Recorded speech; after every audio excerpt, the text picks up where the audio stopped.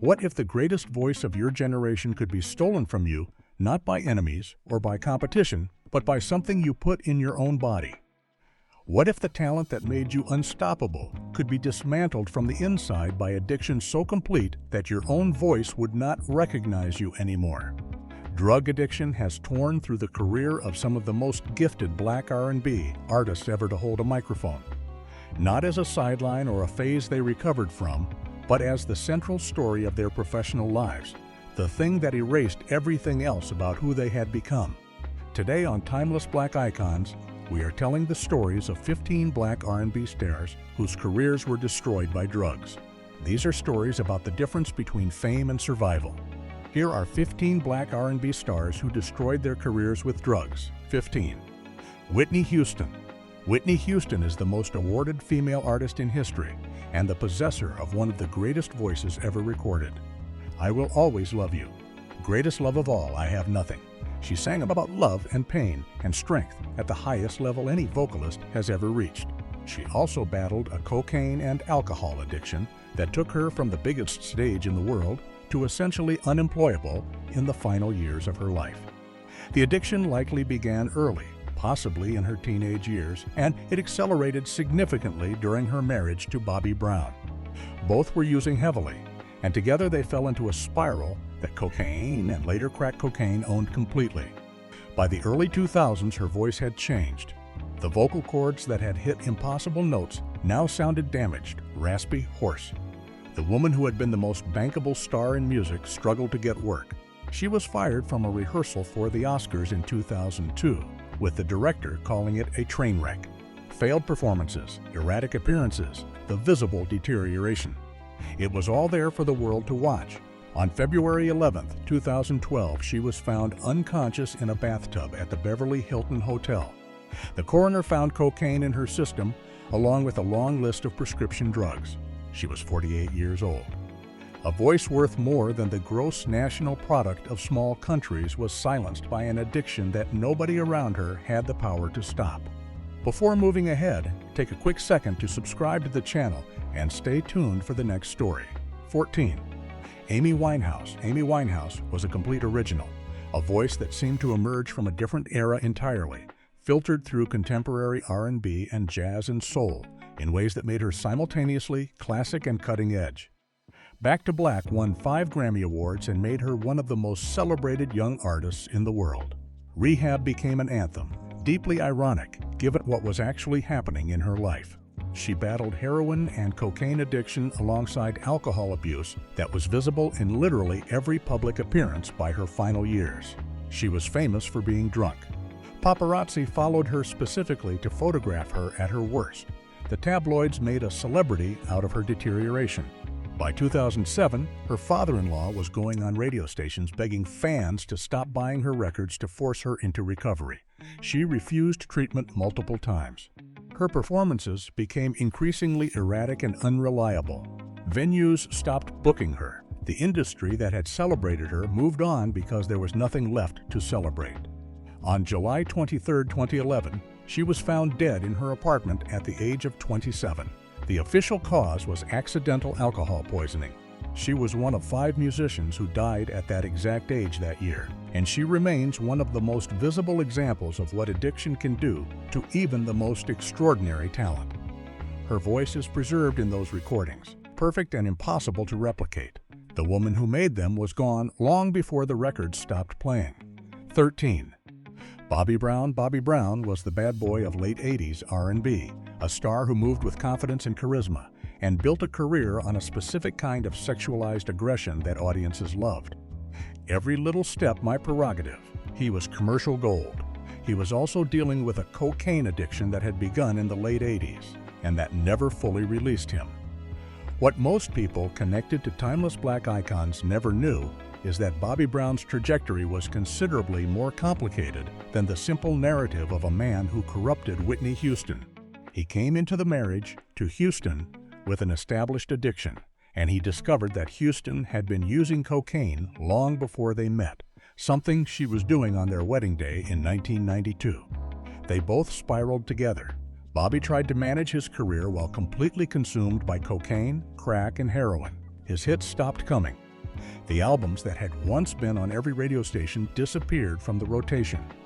By the time his marriage to Whitney Houston was deteriorating, his own career had already largely dissolved. He has been sober for over 20 years now, and he has spent much of that time dealing with the fact that the public's understanding of his marriage and his wife's death was fundamentally shaped by the disease that was destroying both of them, while the cameras documented it all. 12. Chris Brown. Chris Brown was one of the most talented young R&B performers to emerge in the 2000s, with the kind of smooth vocal ability and dance skills that seemed to position him for a decades-long career. Run it, Kiss Kiss. He could dance and sing and produce. He seemed untouchable. Then, in 2009, he was arrested for assaulting his then-girlfriend Rihanna, an incident that involved violence so severe her injuries were photographed and circulated globally. His plea deal gave him probation and community service, but what most people never fully discussed was the substance abuse component of his violence. Reports later indicated he had been struggling with cocaine, Xanax, marijuana, and lean. His behavior became increasingly erratic. His legal problems mounted. His stints in rehab became mandatory.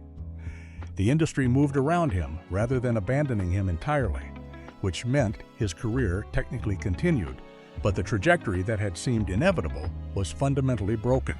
His personal problems combined with his substance abuse created someone who was unreliable at best and dangerous at worst. At the age of 34, he remains a working artist, but the version of him that seemed destined for greatness has never materialized. 11. Tupac Shakur. Tupac Shakur watched his mother struggle with crack cocaine addiction while he was growing up, a trauma that shaped everything about how he understood the world and drugs. He was forthright in interviews about never wanting to use crack because he had seen what it did to her. But he did smoke marijuana heavily, using it as an escape mechanism from a harsh reality that never got any gentler. What most people never figured out is how much Tupac's marijuana use influenced his artistic output and his decision-making in the final years of his life. He was smoking constantly, and the aggression that had always been part of his artistry became amplified by a consistent state of substance alteration.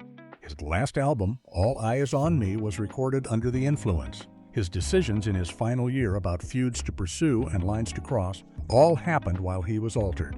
He died at 25, shot in Las Vegas in 1996. It is impossible to separate the drugs from the person he had become or the events that led to his death, but it is equally impossible to know whether he would still be alive if he had not been using. 10. Bobby DeBarge. Bobby DeBarge was the voice of Switch, a funk group that had a genuine moment at the top of the charts in the late 70s. But his addiction to heroin had begun before that moment ever arrived. By the 80s, while the group was still recording and performing, Bobby was essentially a heroin addict holding down a day job. He was arrested in 1988 for heroin possession, spending time in jail at an age when many artists are still in their peak earning years. Released in 1993, he discovered he had HIV, likely contracted while imprisoned. His body deteriorated rapidly after that, his weight dropping, his voice affected. He died on August 16, 1995, at 39 years old, weighing under 100 pounds. The man who had a genuine talent for soul music spent the last years of his life fighting two addictions simultaneously, one chemical and one viral, and losing both fights. 9. Melvin Lindsey. Melvin Lindsey created the Quiet Storm format that defined late-night radio and black romantic music for an entire generation. He was a creator, an innovator, a person whose fingerprints are all over the sound of contemporary R&B, even if most people do not know his name. He was also fighting heroin and other drugs throughout the 70s and 80s, a fight he lost. He was 36 years old when he died in 1992, his body shutting down from years of intravenous drug use. The sound he had created outlasted him by decades. The addiction that had consumed him was invisible in the music, which made his early death feel almost like it had happened to someone else. But it happened to him, and the career that should have been decades longer was cut short by a disease he could not shake. 8. Fiona Apple. Fiona Apple was another prodigy, a musician of staggering technical ability who released work that was innovative and deeply personal. When The Pawn was her debut album at age 17, an album of such sophistication that it suggested a lifetime of artistic accomplishment ahead. It did not arrive that way. Years of drug abuse, including heroin and cocaine, meant that album followed album at a rate that made clear something was deeply wrong. She has spent much of her life in and out of recovery. Public struggles with addiction documented in interviews and in gaps between releases. Her career has continued in fits and starts, limited by her inability to maintain the consistency that major label expectations require. She is still living, but the trajectory that seemed inevitable at 17 has been substantially altered by decades of battles with addiction. 7. Prince was one of the greatest musicians ever, a virtuoso across multiple instruments and genres. Purple Rain redefined what was possible in rock and R&B simultaneously. He was also taking multiple opioids to manage chronic pain, and that management became an addiction that ultimately killed him. On April 21, 2016, he was found unresponsive in an elevator at his Paisley Park estate, dead from an accidental fentanyl overdose. The addiction had been private for years, managed in the same ways that Prince managed everything in his life, with total control until the moment control became impossible. He was 57. His death shocked the industry because the public version of Prince was somebody who seemed to have complete mastery over everything in his world. The private version of Prince was somebody fighting an addiction that his wealth and his privacy could not protect him from. 6. Michael Jackson. Michael Jackson was the king of pop, a performer of singular ability whose influence on music and dance is essentially immeasurable. But he was also a person who was taking multiple prescription medications, particularly painkillers and sedatives, at levels that constituted a genuine addiction. His personal physician was essentially a drug dealer, administering medications that were destroying Jackson's body while keeping him functional enough to work. His appearance changed radically over the decades. His skin color, his facial structure, his weight. He blamed vitiligo and reconstructive surgery. But the drugs were doing significant damage as well. He died on June 25, 2009, from acute propofol intoxication administered by his personal doctor. He was 50. The drugs that had been supposed to help him manage were actually what killed him, administered by someone he trusted completely. 5. Donny Hathaway. Donny Hathaway was a soul singer of extraordinary depth, a man whose voice carried genuine spiritual weight, the ghetto night and day. He was also struggling with serious mental health issues and was using heroin to manage those issues, a strategy that ultimately failed. In January of 1979, he jumped from a 15th-story window in a New York hotel. He was 33 years old. Whether the jump was suicide or an accident will never be known with certainty. What is known is that his body had been carrying a heroin addiction that had slowly consumed his ability to function, and that addiction was a major component of whatever happened in that moment. 4. Oddbod from Wu-Tang Clan was a rapper whose unpredictable genius produced some of the most innovative hip-hop of the 90s. Return to the 36 Chambers was a foundational album. He was also a serious drug addict, a person whose cocaine use was legendary even in a community where drug use was common. His career descended into chaos by the early 2000s. Albums that he released were barely coherent. He was arrested repeatedly. His appearance deteriorated. In November 2004, he was found dead of an overdose, a combination of cocaine and the prescription painkiller tramadol. He was 35 years old. The genius that had produced Protect Ya Neck was consumed by the cocaine that protected nothing. 3. Donny Hathaway. Donny Hathaway was one of the great soul singers, a man with perfect pitch and an extraordinary ability to convey emotion through music. Night and Day, The Ghetto, A Song for You. He was also dealing with bipolar disorder and using heroin to medicate his mental illness, which is essentially a guaranteed path to destruction. By 1979, his career had largely evaporated.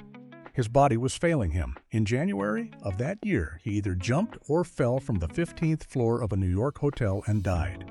He was 33 years old. Whether it was suicide or accident will never be known with complete certainty, but the heroin addiction that had consumed him for years made either outcome possible. 2. Amy Winehouse. Amy Winehouse's story belongs here twice because what happened to her was so complete, so total, that no single unaccounting can capture the full dimensions of the destruction. She was brilliant, She was original, she was celebrated, she was dying in real time on camera, and nobody could stop it. The tabloids photographed her at her worst and made it entertainment. Her family could not reach her. Treatment programs could not hold her. The industry that had invested in her success moved on. Her death at 27 echoes with the deaths of so many others, but her specific circumstance was the visibility of her decline. She was famous for being an addict. That notoriety became her entire public identity. When she died, people mourned the voice, but the woman had been dead for a long time before that. 1. Whitney Houston. We return to Whitney Houston here because her story sits at the center of everything this list is about. She had the greatest voice of her generation. She had the biggest album ever released in human history until Thriller. She was flawless in every way the world was willing to measure. And she spent decades fighting cocaine addiction in silence, in public, with intermittent moments of recovery that never held, until finally the addiction won completely. She is the reminder that talent does not protect you from addiction, that fame does not keep you safe from it, that the biggest voice in the world can be silenced by something as small as powder. Her final album was called I Look to You. She was looking everywhere for help that she never quite managed to find. She drowned in a bathtub at 48, her body destroyed by cocaine and the prescription drugs she was using to manage the side effects of cocaine. That is the story of Black R&B and drugs. That is what it costs. That is what we lose. And there you have it. 15 Black R&B stars whose careers were essentially destroyed by drug addiction. Their music lives on. The versions of themselves that might have created so much more than they did are gone, lost to addictions they could not overcome and systems that failed to protect them. Talent is not enough. Fame is not enough. The voice that everyone in the world wanted to hear could not save any of them. Which of these stories affected you most? Drop it in the comments, because on Timeless Black Icons, every story deserves to be told with honesty. And if this video moved you, hit that subscribe button and tap the bell. Because the real stories behind the icons are always just getting started.